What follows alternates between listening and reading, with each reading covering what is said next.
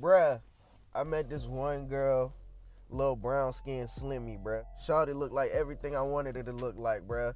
Pretty face, long hair, skinny waist, little grip. Swipe right on her on a little dating app, bruh. We matched. You know, she was feeling your boy, bruh. She was feeling your boy. At least that's what I thought. Got her number, and we actually talked on the phone a few times, bruh. She was telling me like how she liked Prince. Like Prince was her favorite artist, bruh. Like, don't get me wrong, I'm sure Prince was a great artist, but I never in my life heard anybody say, "Oh, my favorite artist is Prince." Shawty had the clothes, the poster, all the fan paraphernalia of Prince, bruh. She also used to make, I don't know if she still do this, but she made playlists, like weekly playlists or daily playlists, and would upload them, I guess, to Apple Music or iTunes or something, bruh. But she would like consistently make playlists. I guess she was trying to get placements or something. But that's what she said she liked to do. So I'm like, "What's up, shawty? Let's meet, bro. Let's go out, bro." And she was like, "Yeah, we can go out, but we gotta go somewhere in like a nice restaurant or something." So this is my low key simping days, bro. I simped. Like, I had been in a relationship for so long, I didn't really know how to be single, bro. I finally was like getting over like being hurt and being down bad.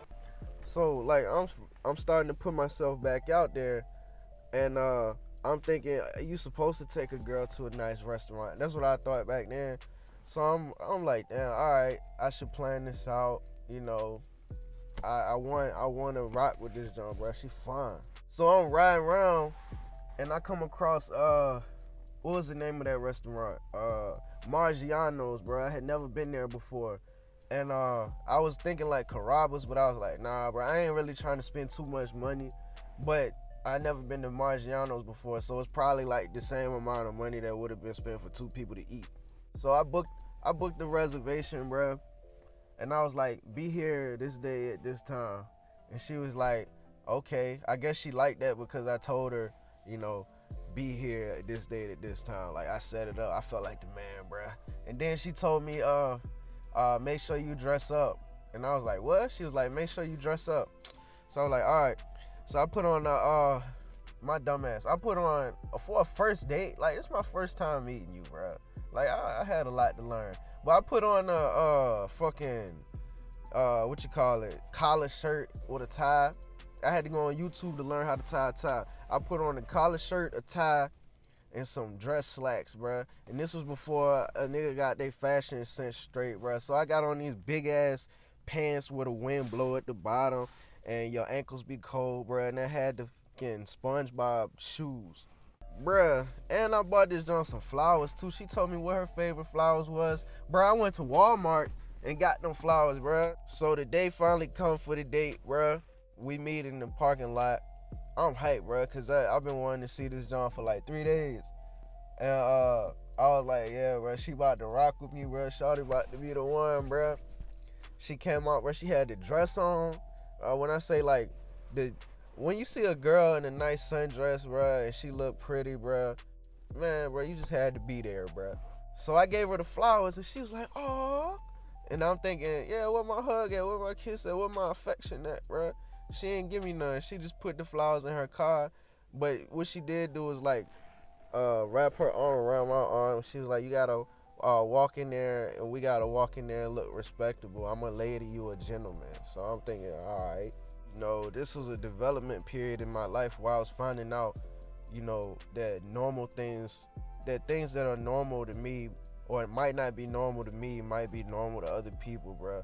So I'm finding this out firsthand, like, I got so used to one way of doing things with one girl that other ways of doing things might be normal to other girls, just not the girl that I was with.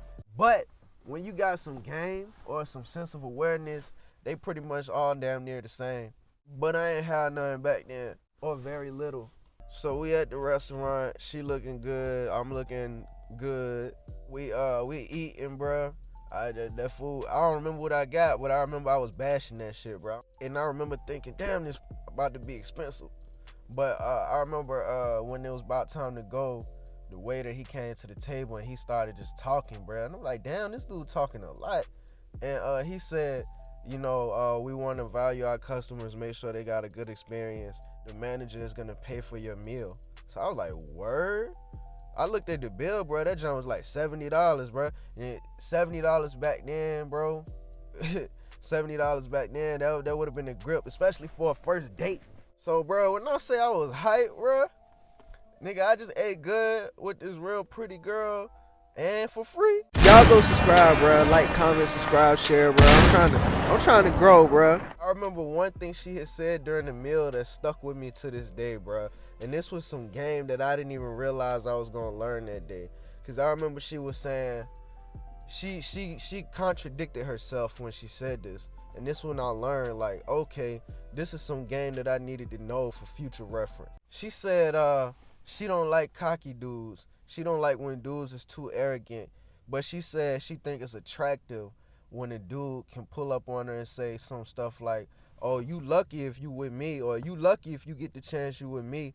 Like, not blatantly saying that, but having that mindset, bro. And like, I remember learning that day, and she don't even know that she put me on the game, bro. I just absorbed that when she said it, bro. And I was like, you know what? I'm gonna start having this sense of arrogance when it comes to females, and not in a way that would make me a complete ass. Just to see like results, like how that would work. It worked. But back to the story, bro. Shawty lived way out the way, bro. But we drove separate. So she went back home. I went back home. Got a free meal, bro. So I didn't really lose nothing. But the problem with her was she never reached out to me unless I reached out to her first. Like, she would respond instantly, bro, and she would show interest, but I wouldn't hear from her unless I reached out first. I kept planning date after date after date after date, bro, and this happened for like 10 or 11 weeks straight, bro, because I really wanted her to like me, and I barely got any affection from this girl. I barely got a kiss out this girl, bro.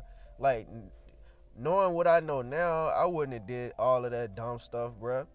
But back then, bro, I was still in the mindset of, I guess, wanting to be in a relationship or wanting to be with one girl.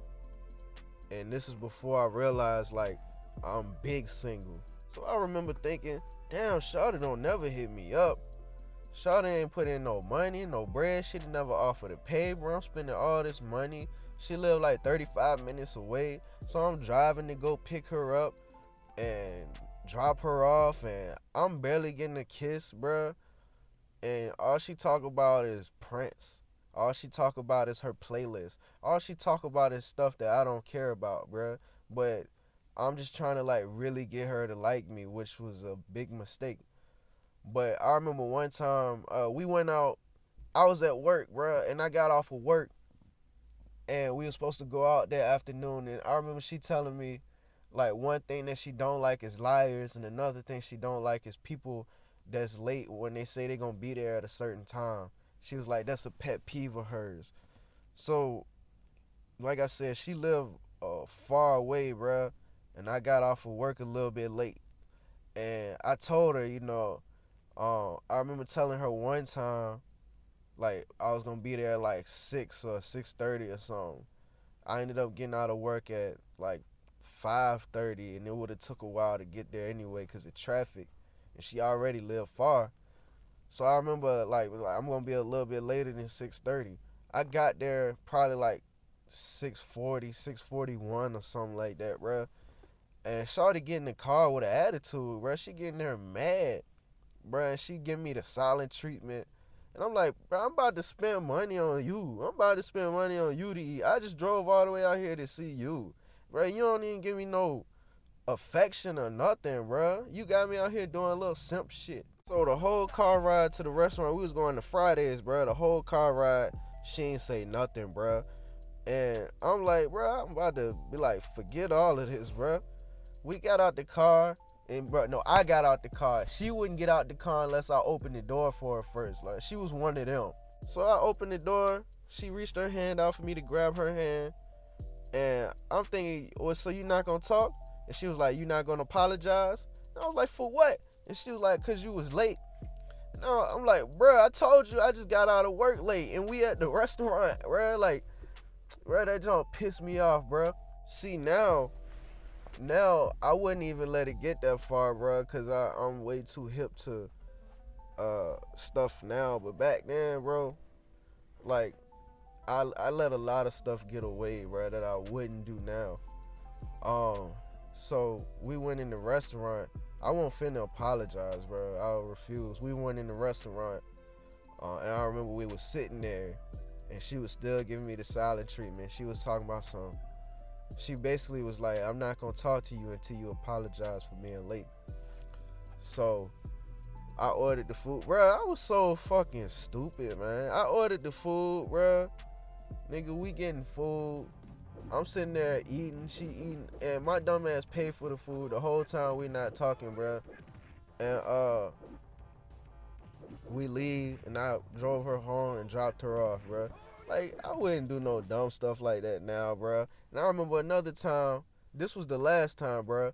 I remember another time we went to the movie, and it was one of them fancy movie theaters with the recliner seats and the waiters that bring you food and shit. I remember looking at that bill after paying for the tickets, the food, the drinks, all of that, bruh. The bill came up to $110.